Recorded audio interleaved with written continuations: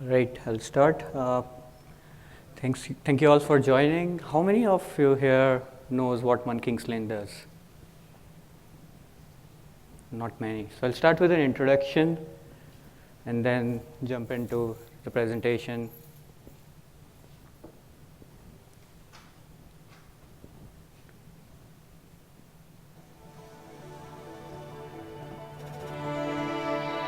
Disruption can come from anywhere. A visionary idea and the right tools can open an industry in a whole new direction. I'm not sure when they first started noticing us. Maybe it was earlier than I think it was, because we were, new and innovative and different. Alrighty, what do we got going on here? I like the accessories and everything. One Kings Lane is a destination where you can find unique and interesting products so that you can create the home that you love. I like where it is. Me too. Yeah, everything's got to look sort of effortless, right? When we started our business, many of the manufacturers that we sought out didn't even have their own websites. So the idea of them going online was a pretty big idea for them. The problem One Kings Lane was solving for the community of manufacturers and vendors was moving their excess inventory.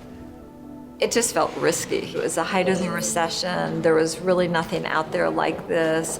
People are like, you're gonna sell furniture online? Like, people are gonna buy this stuff like crazy. You've got this wackadoodle idea of like two women basically out of their garage saying like, hey, we're gonna go sign up thousands of vendors and we're gonna build an audience of thousands of women like us and we're gonna push your stuff out and they're gonna buy it. And lo and behold, it worked.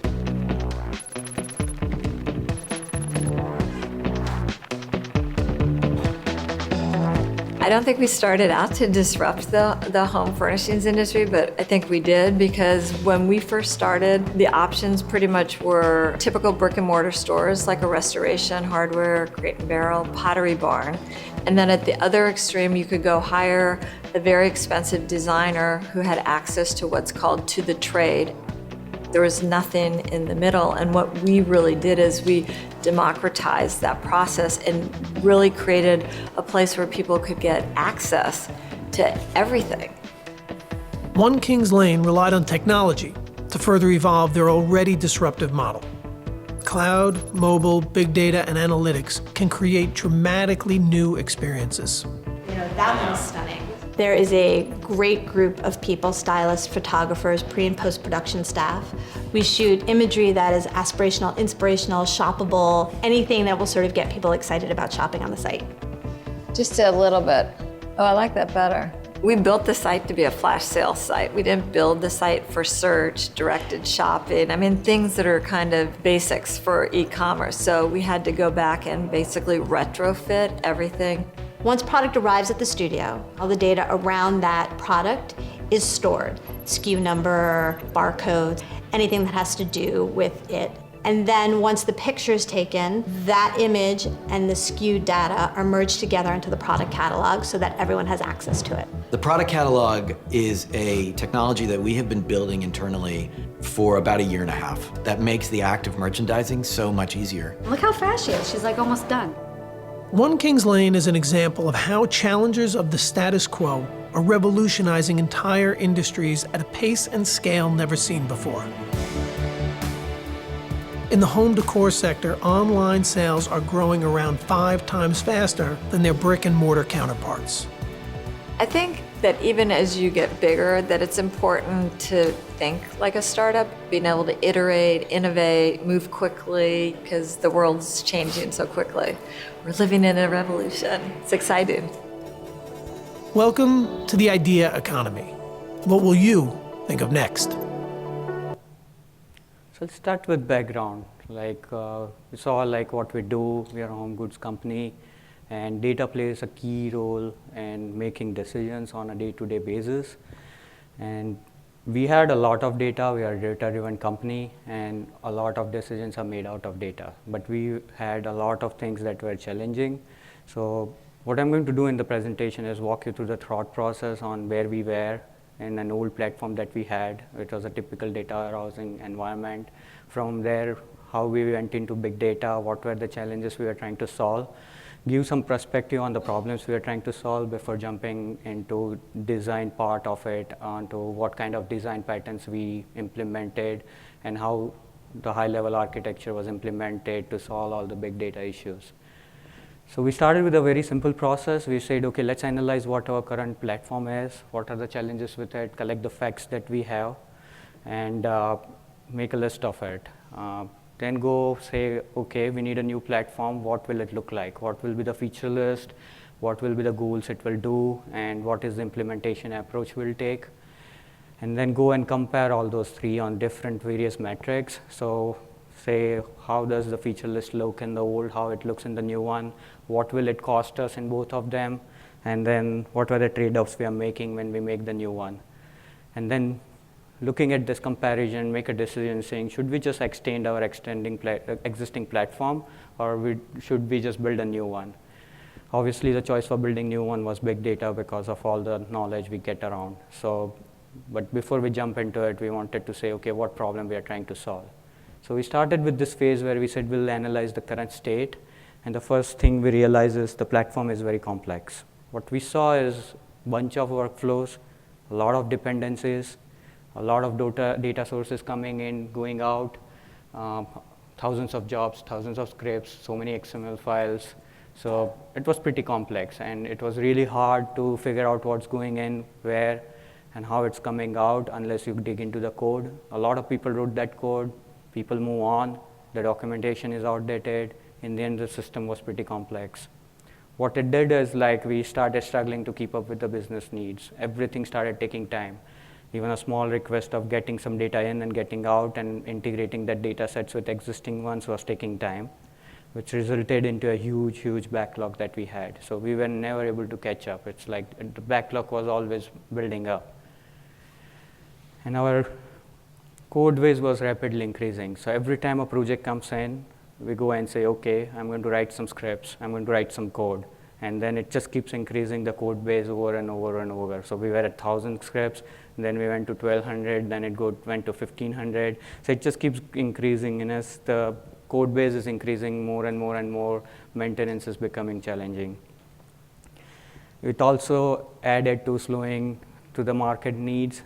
We can't meet up to the demands because everything we needed to do required code changes. We had to write code for everything we do. Yeah, we had automation, but that automation was not enough because every time the use case will be a little bit different. We need to manipulate data in a bit different way, but it keeps going on, and we end up writing more scripts.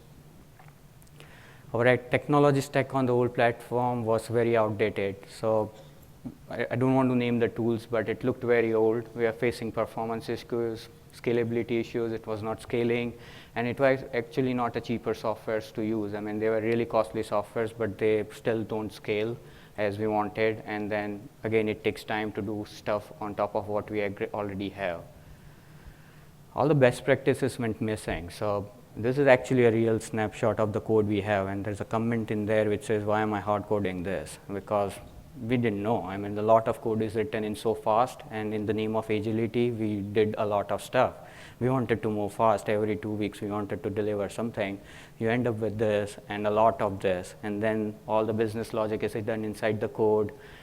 It's just, if you ask a simple question, okay, where does this data point come from, and is it accurate? Answering that simple questions requires the scripts to be digged in and look at it. Our cost of data was very high, and by cost of data, what we mean is not only the storage cost, because the cost of data is you have all these data sources you need to integrate. So the cost of data includes the integration cost of it. Like if you have 100 data sets and you are integrating it, and if it is complex, it's going to cost you more. Maintaining that much line of code, that many systems, that many scripts is going to be a huge headache for us. So 60 to 80% of the team time just goes in maintaining existing jobs, trying to figure out what ran, what didn't ran. Every day something will fail, something will bump, and sometimes we are surprised, oh, we have a code like that which is running when it bumps. So it's really hard to maintain. A lot of team capacity just goes in maintaining the platform.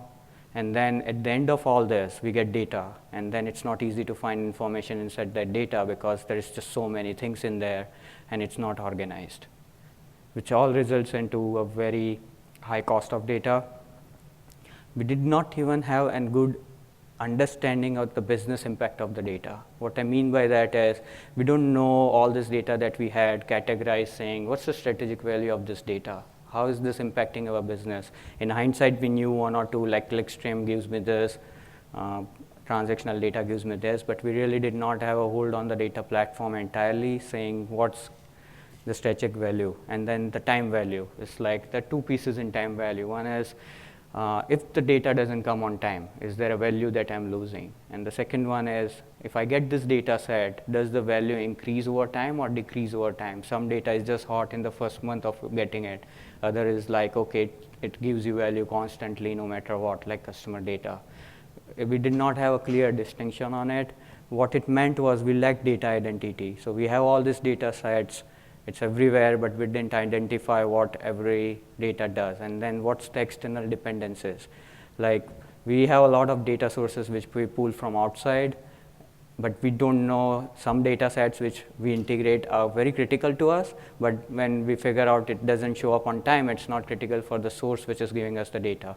So we are not aligned. I mean, we didn't know like, okay, what's critical for us? Is it critical for every other system that is in place?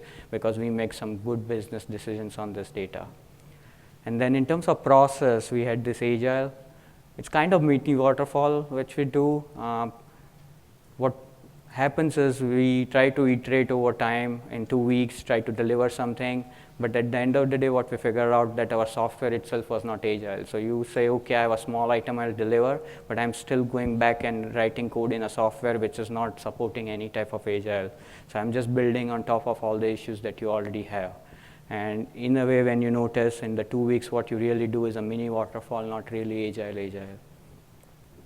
And then we have process and governance defined, but the issues with that was it was very complex. We defined so many rules, and then it was really complex, and we had adoption issues. Now, we have all these rules defined, but how do you make sure the compliance is there?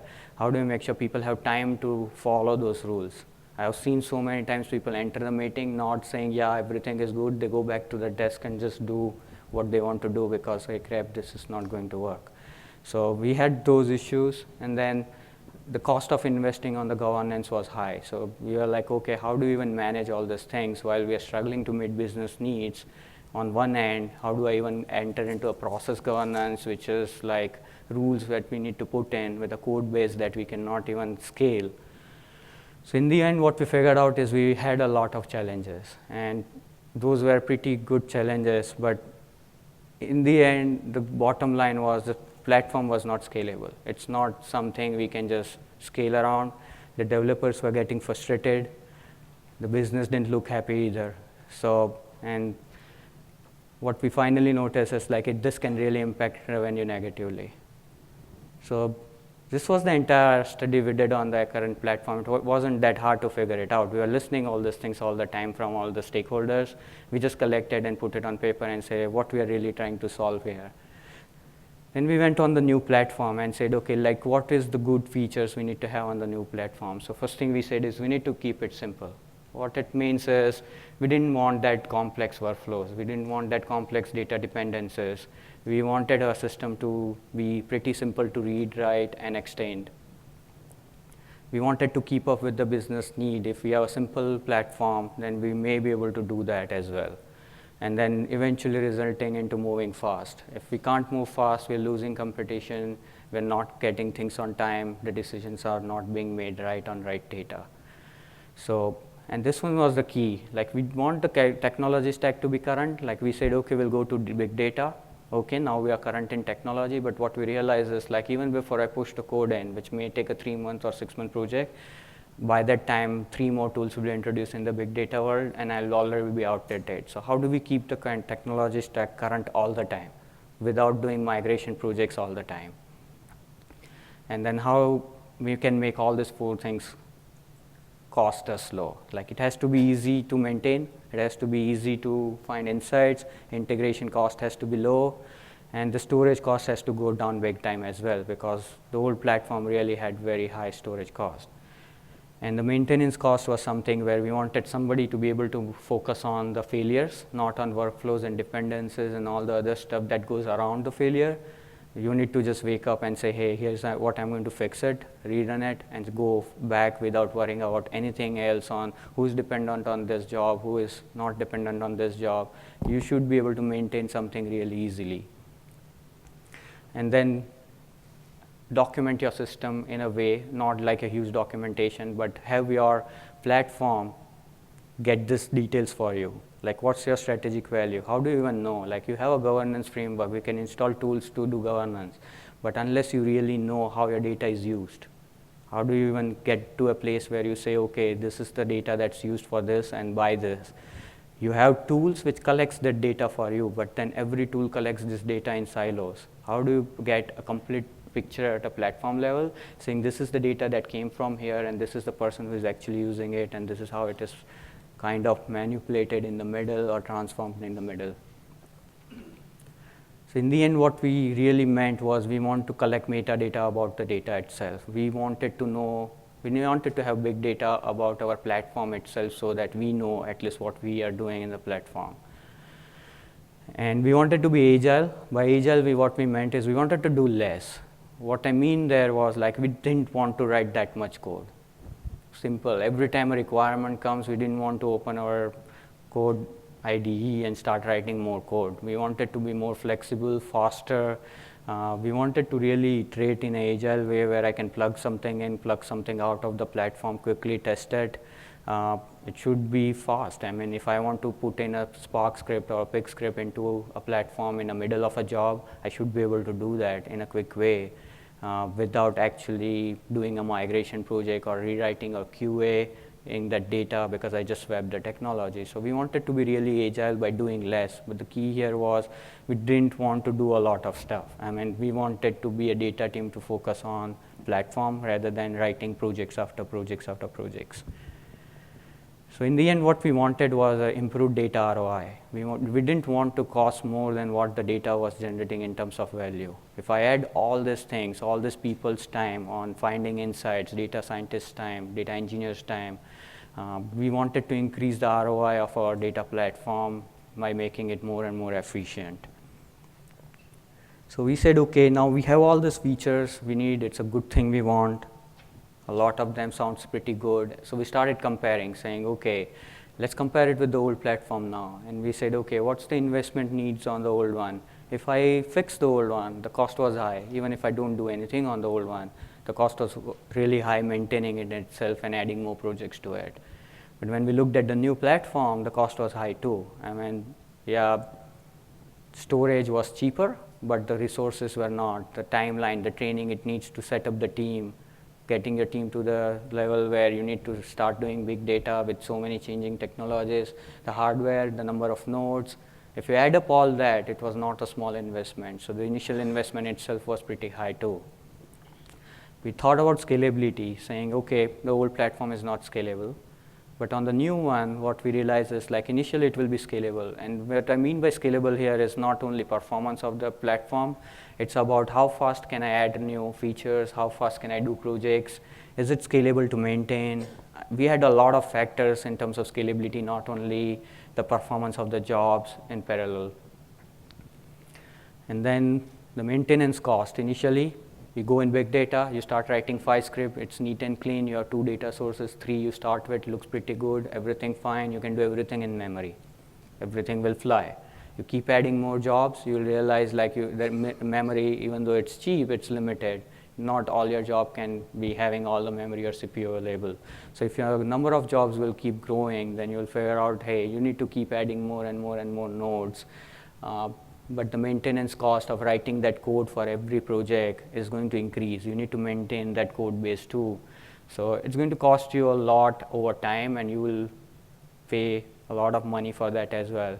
Even on the technology side, like, the current platform is outdated for sure, but what we notice is big data doesn't really solve my design problems, which I just talked about. Like, I still need workflows. I still need dependencies. I still need to make sure that all this is monitored, run fine. So there's a lot of cost still. What big data brings me is distributed processing, which allows me to solve bigger problems now. But then the problems are bigger now than compared to the old one anyways. So we still thought, okay, now we go to big data, but now the problem is big too.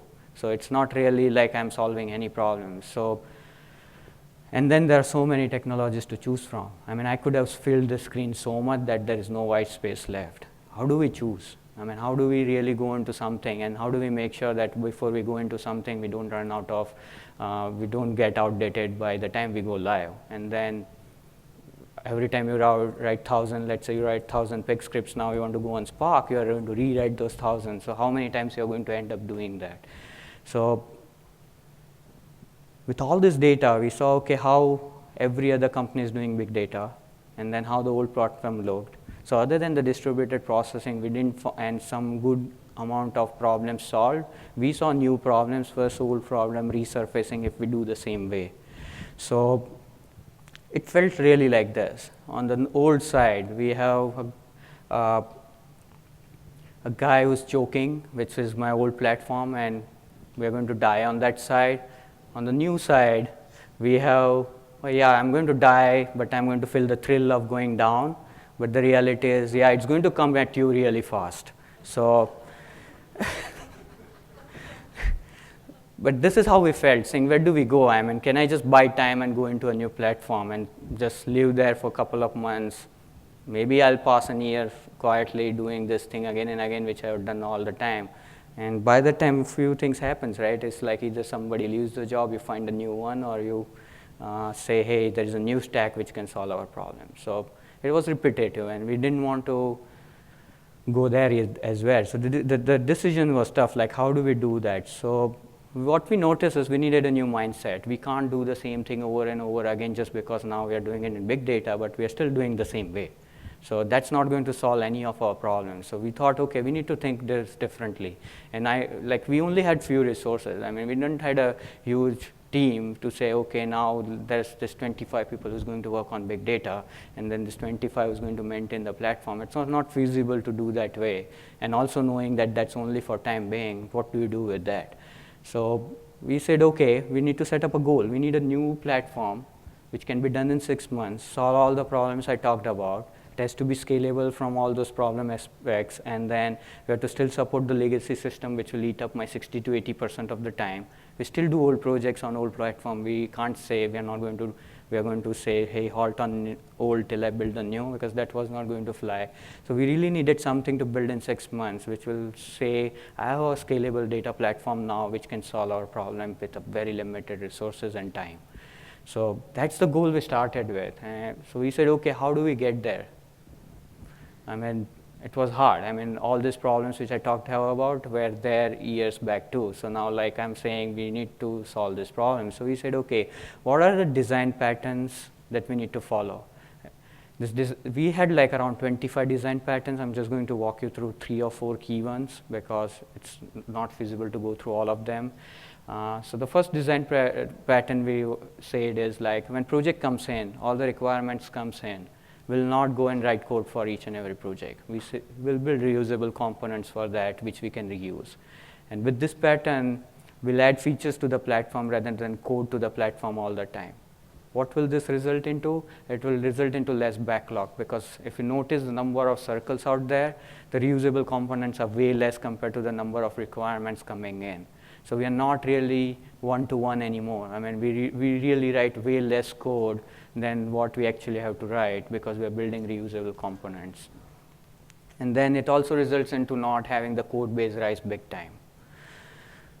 The second pattern was like, I don't want to get tied up to any technology.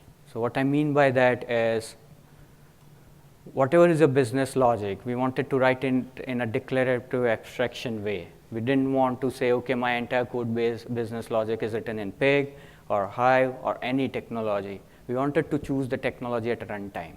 So what we were really looking for is saying, hey, platform, these are my 5 jobs. Can you run today those jobs on Pig? And it will run it for you in Pig. Or you say, okay, run half of the job in Pig, half in Spark. Can you do that for me? It's not tied to technology. It just goes and results into it. Another key aspect here is you're writing your business logic in declarative language. What it means is, if I need, say, 100 aggregated tables on 3 data sets, it takes us 1 hour to get there.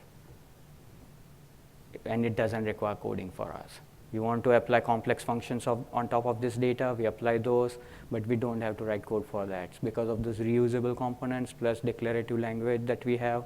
And the declarative language is not really a language we are building, it's just data entry into one config table. So it's very simple. You go and say, hey, here's my data, here's how I want to move it, here's the aggregation I want to apply it, and please store it in Vertica, HBase, and Hive for me in these places.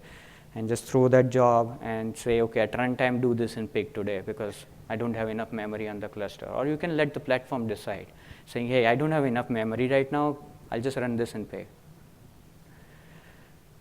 And then all this gets submitted to the execution engine. What it does is it solves the patterns of dependencies, complexity, you don't depend on any technology. And then if you do this way, you don't really get stuck into the stack. Data access and ingestion abstraction. So what this does is you have data storage, and most of the time you have data coming in from different sources. And in middle of this two white arrows is where you write code to ingest it. What we figured out is like there are very typical patterns of getting data in. And those are all repetitive patterns that we figured out. I mean, it's like, okay, there's only 5 different or 10 different ways to bring data in. So what we did is we just built a middle ingestion framework in there. We didn't really write any technology in here. All we did is saying, use any technology you want. We'll just pipe that technology to figure out everything coming into the system gets logged. And then anybody accessing this data, like you query using SQL or anything, we just tap that pipeline too. So what this really means is now I have metadata about my entire application. Once I have that, I know what's going on where, who is accessing what data, and where that data is coming from. So with that metadata, we could do so much. This was the most important pattern we had, because once I know where my system is, where the data is, I can do so much with that data. So I'm going to talk about more of this in the architecture. And then, most of the time what you do is you have all these thousands of jobs, each writing into the database directly. And then you are eating up a lot of connection resources on your data platform. Everything is transaction. And you said, okay, this is not going to scale. There's only so much connection we can open. That means there's only so much jobs we can run in parallel. So he said, we'll not do that. What we'll really do is we'll go to the data integration and we'll stream everything into the databases. What it means is like I have an integration job which transforms all the data, but then it just goes into Kafka and puts all the data in and say, this is a Kafka ingesting stream to Hive or HBase or Vertica that we have. So anything we insert into Vertica is just streamed into Vertica. What it means is like we can scale at a very good speed. We know who's inserting data at what speed. We still do have an option saying, okay, what if my stream is delayed and I need that data right away? But what we said, okay, in that case, you can just tell the platform saying, I can't wait to the stream, just insert it directly. And we'll open a direct connection to the database and insert it. But most of the time, that's not the requirement. What I'm also saying here in this pattern is, you may have a job which will say I'm completed, but the data may not be there in the database just yet. It may come in a second or two or a minute or two, depending on the stream. It may look very bad at start, saying you are saying the job is completed, the data is there, but the data will come eventually there. When we notice the patterns, I mean, I've seen this so many times, it's okay to do that. And usually you'll not run into issues. If a platform is taking care of those dependencies for you, then you really did not worry saying, is my data 5 minutes late, 10 minutes late or not. And another one is hot and cold data. So I saw one presentation yesterday which talked about this heterogeneous feature on Hadoop, which says keep your hot data in SSD, cold in the disk drive. But then one of the challenges that session mentioned is like, how do you really know? It's an application knowledge. What data is hot? I mean, Hadoop doesn't really know what is hot. Hadoop just says, hey, I can put this in hot and this in warm and this in cold. But how do you really say? So they're adding a feature there saying for each job you specify whether it's hot, cold, and stuff. But then it's still like, okay, how it's just while you're inserting the data, you know, hey, this is hot data, so keep it in there. But it may be hot only for 2 days. And then you're not talking about who is accessing this data. Most of the caching algorithms will go and say, I'll cache this on the first head, but the first head still went on the disk. So how do you keep the data already there, knowing that this data is hot, so that when somebody is accessing the data, most of the time it's in the memory. What I really mean is, think about it. If you're ingesting new data in, you all know that you're going to transform that immediate data right away. So you're going to put that in memory. Now you don't worry about all the jobs which are running on top of this data transforming to move, whether they are doing it in memory or not, because they are already, the data that you're processing in itself is in memory. So but you're only holding that one set in memory, so you're utilizing your memory low.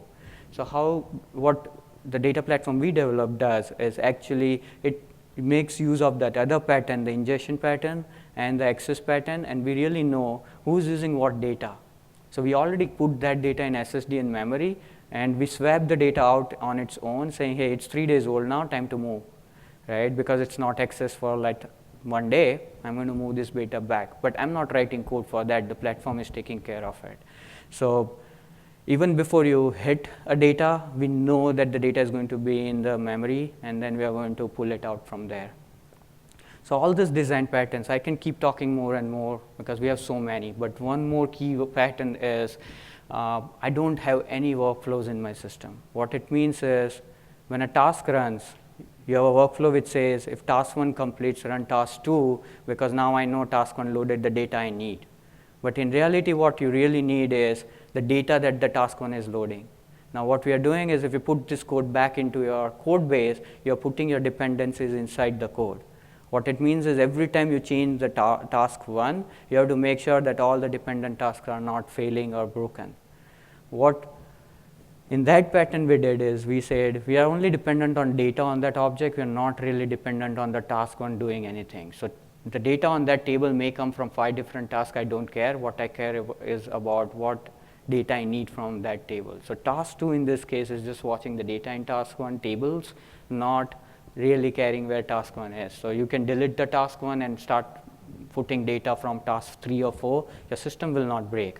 But in our platform, we don't have any workflows. We still manage dependencies, but it's managed automatically. Why? Because the patterns we discussed, like the ingestion pattern, it knows like, okay, here is a task, and I'm going to read data from these 2 tables.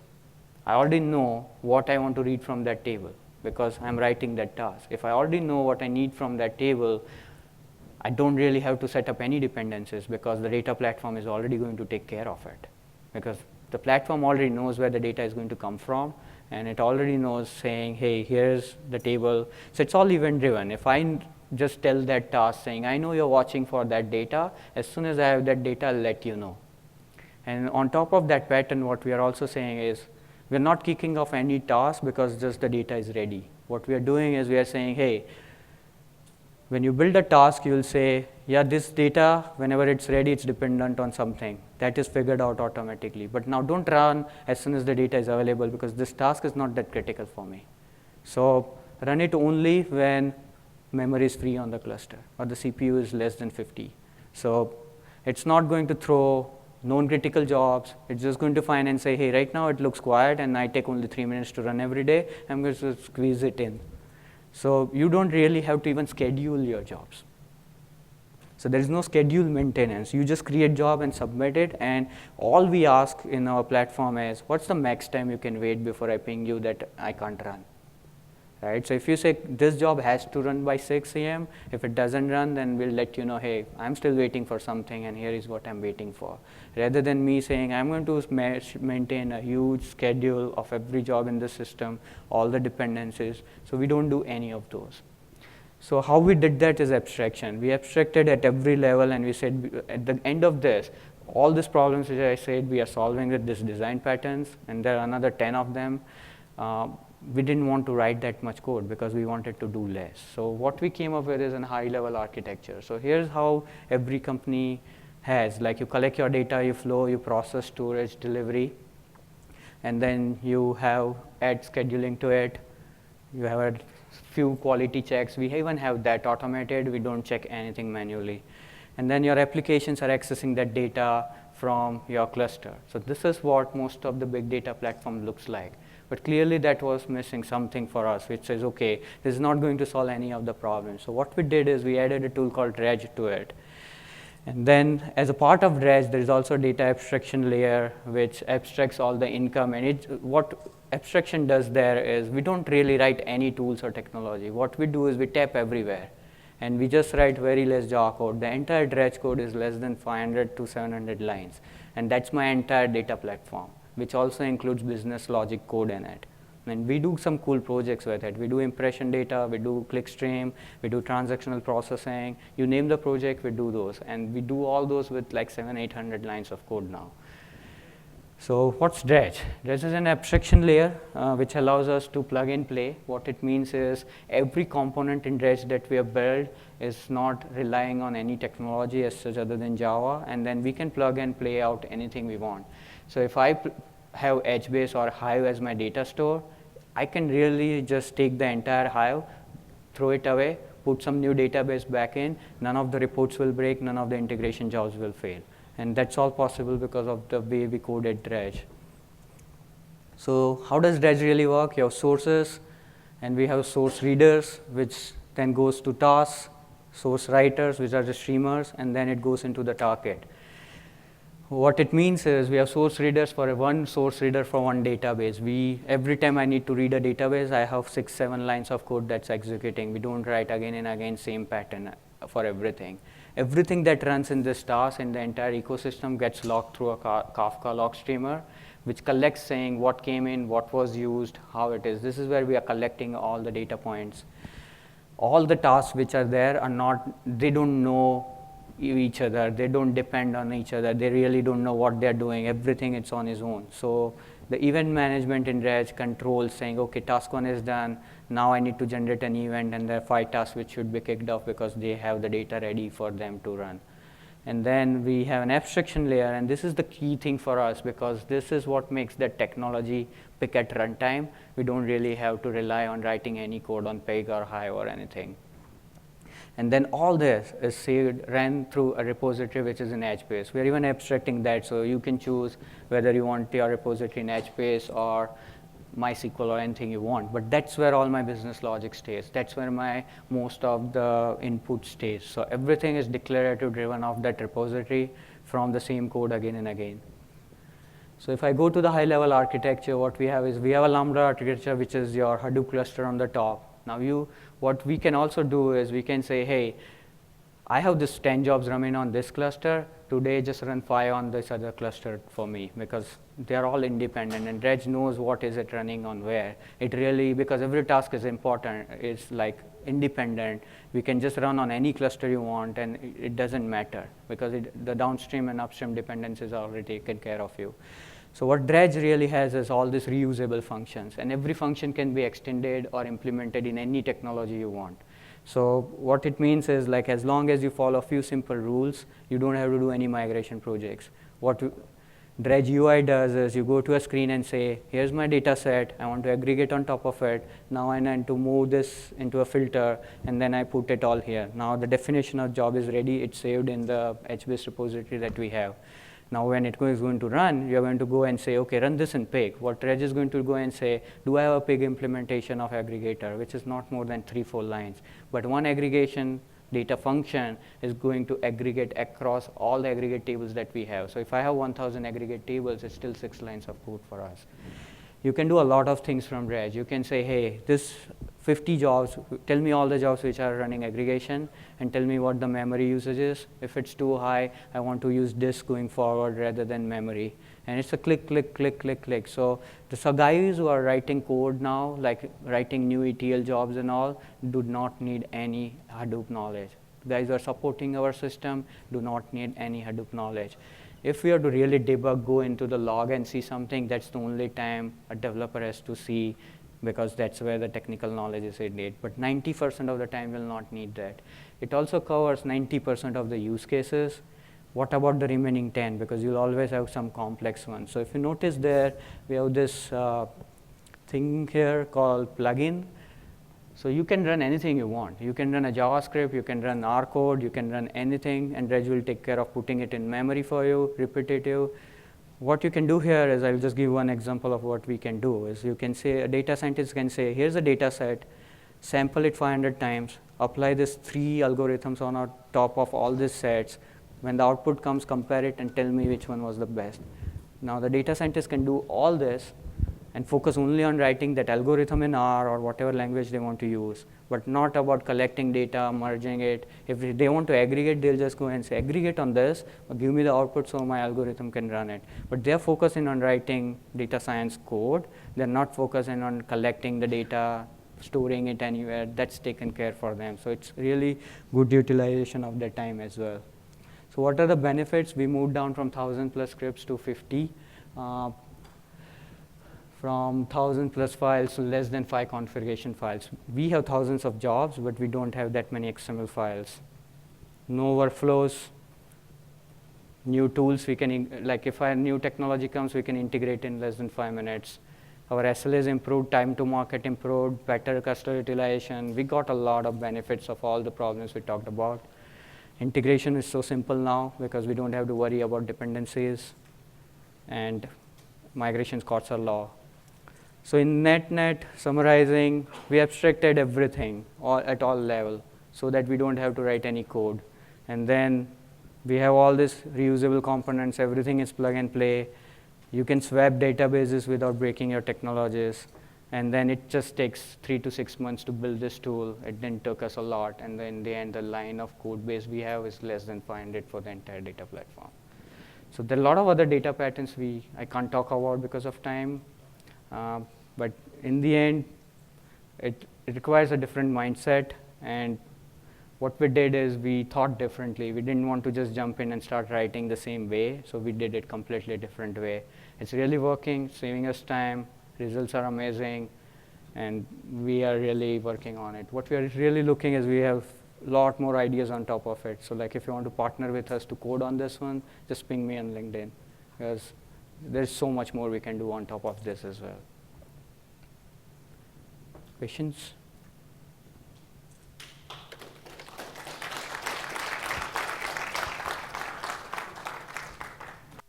All right.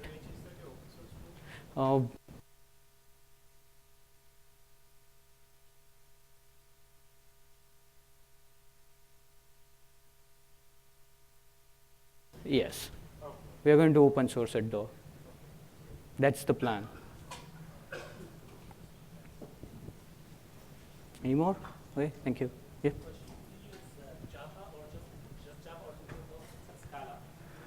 We just use Java right now. Yeah. Yes.